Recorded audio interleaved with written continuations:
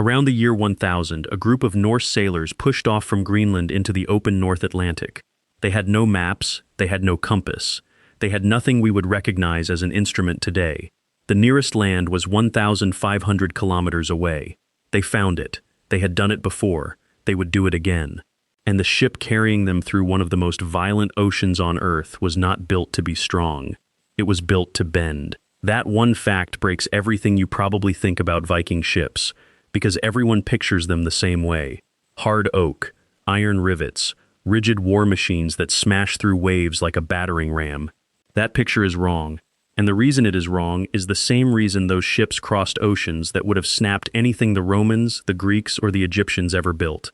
The Vikings figured out something the rest of the ancient world missed, and it took modern car crash engineers to prove why it worked. To understand what they did, you have to start decades before a single ship was built, in a forest. One Viking longship needed 11 oak trees just for the outer planks. The keel, which is the long spine running down the bottom of the ship, had to come from a single tree, sometimes over 17 meters long. Straight grain, tight wood, no big knots anywhere along its length. You cannot walk into a forest and find that. You have to grow it. Viking communities were managing forests decades before they needed the ships. A shipbuilder planning a voyage in the year 950 was already tending a tree that would not be ready until 980. Think about that for a second. These were not impulsive raiders. They were multi-generation planners running on a timescale most modern companies could not survive. But growing the tree was the easy part. What they did with the wood is where it gets strange. They did not saw it. They split it. They used wedges and followed the natural fibers of the wood. Sawn wood cuts across the grain. Split wood follows it.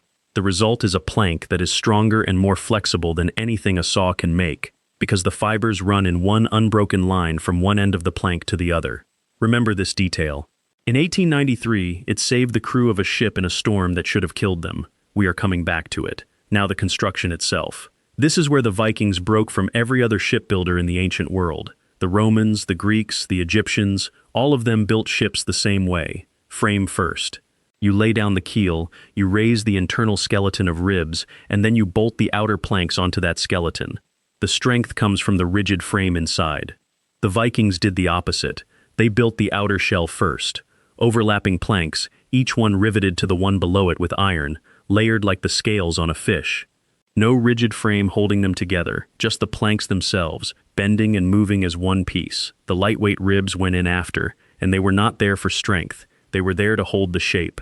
The shell was the strength, and that shell could flex several centimeters in either direction, in heavy waves, without cracking, without leaking, without failing. A rigid ship in the North Atlantic does not survive. The ocean will twist your ship in ways you never designed for. It will hit sections you assumed would never move. It will find your weakest point and break it. The Viking hull did not really have a weakest point. It moved the way a willow tree moves in a storm that snaps an oak.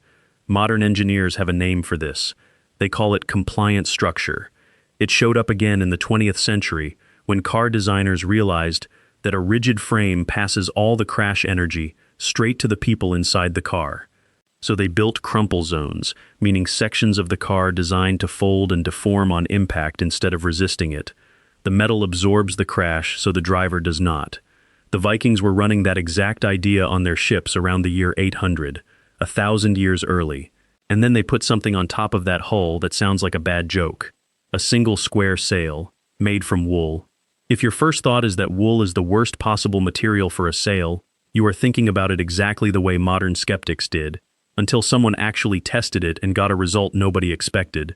Raw wool is packed with a natural oil called lanolin, which makes the fiber water-resistant on its own.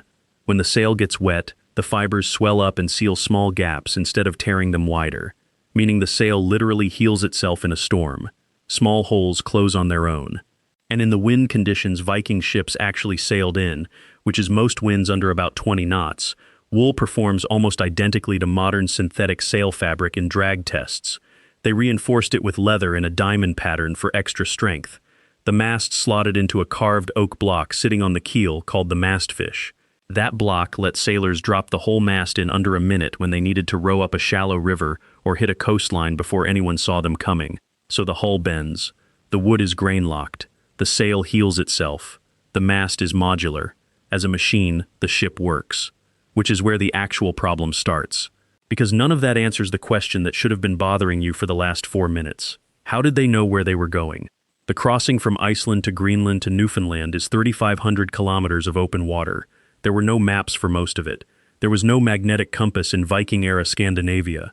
No GPS, no radio, no way to measure depth. And in summer, at those latitudes, the sun barely sets, so most of the stars sailors would have used for reference are not even visible. They were crossing one of the most disorienting oceans on Earth, with a full crew, sometimes with livestock on board. And they arrived alive generation after generation, so either they were the luckiest sailors in history, or they had a system. The system started with something called a sunstone. In Old Norse, solarstein, almost certainly a crystal of Icelandic spar, which is a type of calcite that polarizes light.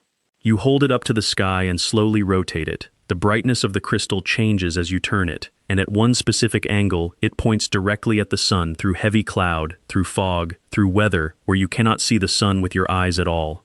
A study published in 2013 in the Proceedings of the Royal Society confirmed that Icelandic spar can locate the sun's position within a few degrees under overcast sky. A few degrees of error over a long crossing is something you can fix. Being completely blind to direction in fog is not. They paired the sunstone with a sun compass, which was a small wooden disc with a vertical pin in the middle. The pin cast a shadow across marks carved around the edge, and the position of that shadow at local noon told them where true north was. But the tools were only half of it. The other half is where it starts sounding impossible. Viking navigators could feel where they were going through the hull of the ship. The North Atlantic has long, slow waves called swells, and they run in predictable directions because they are generated by storms hundreds of kilometers away. Experienced sailors could feel the main swell direction through the timbers under their feet at night, in fog, with zero visual reference, and steer the ship against it. They tracked bird species. Gannets and puffins stay within about 50 miles of land, so when you start seeing gannets, land is coming before you can see it. They read the color of the water, the temperature, the smell of the air. Peat smoke off Iceland or Greenland can carry offshore for miles. Nothing about this was one skill. It was a whole stack of small observations, tested against each other, drilled into every sailor on every crossing. Which is what makes the next part hard to explain, because that ship you have been picturing for the last 6 minutes, the long, low, dragon-headed one on every documentary, every history book, every museum reconstruction, that ship is real. That ship is extraordinary. That ship is not what crossed the Atlantic. The ship Leif Erikson most likely used to reach North America around the year 1000 was called a knarr. It was shorter, wider, deeper in the water. It had tall sides to handle open ocean waves, smaller crew, much more cargo, grain, animals, timber, tools. It was built to cross thousands of kilometers and arrive with something useful on the other end. It looked, honestly, like a stubby, ugly, unfashionable cargo boat. The longship was a coastal raider and a river runner. Shallow bottom, fast, crewed by warriors, designed to slide onto a beach and disappear before anyone could organize a response. Brilliant for what it was. But it was never built for the open Atlantic. The most famous ships in Viking history are not the ones that crossed oceans. They are the ones that raided coasts. The ships that actually changed the map of the known world looked like nothing in the museum gift shop. And now go back to that detail from the very beginning. The wood, split along the grain, fibers running in one unbroken line from one end of the plank to the other. In 1893, a full-scale replica of a Viking ship called the Gokstad was sailed across the North Atlantic. It was almost 24 meters long. Halfway across, it hit a storm that pushed the ship to its absolute limits. The hull twisted, the planks flexed in ways that terrified the crew. A frame-first ship, meaning the Roman method, the Greek method, the method every other ancient shipbuilder used, would have failed under that kind of twist. The grain-split planks flexed together along their natural fibers and spread the force out across the whole hull instead of fighting it. The construction detail from the very first minute of this video is the reason the ship existed at all. The longest Viking ship ever discovered was found in Denmark in 1997. It was 37 meters long, built around the year 1025 for King Canute. It needed up to 100 rowers. And it was not built to raid anything. It was built to be seen, to arrive somewhere and make a political statement that required a whole ship to deliver. 37 meters of grain-split, shell-first, compliant structure engineering, floating as a symbol of state power.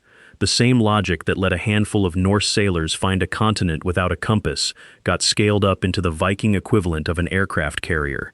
And somewhere out in the North Atlantic, around the year 1000, a crew on a stubby, unglamorous knarr pointed their bow west from Greenland, watched for gannets, felt the swell rolling through the hull under their feet, held up a small crystal of Icelandic spar toward a gray sky, and found a continent the rest of the world would not officially discover for another 500 years. If any of that surprised you, a like takes 2 seconds, and it helps this video more than you think. There are 2 videos on screen right now. The one on the left goes deeper into the forest planning side of this, and it changes how you see the whole thing. Pick whichever one pulls you.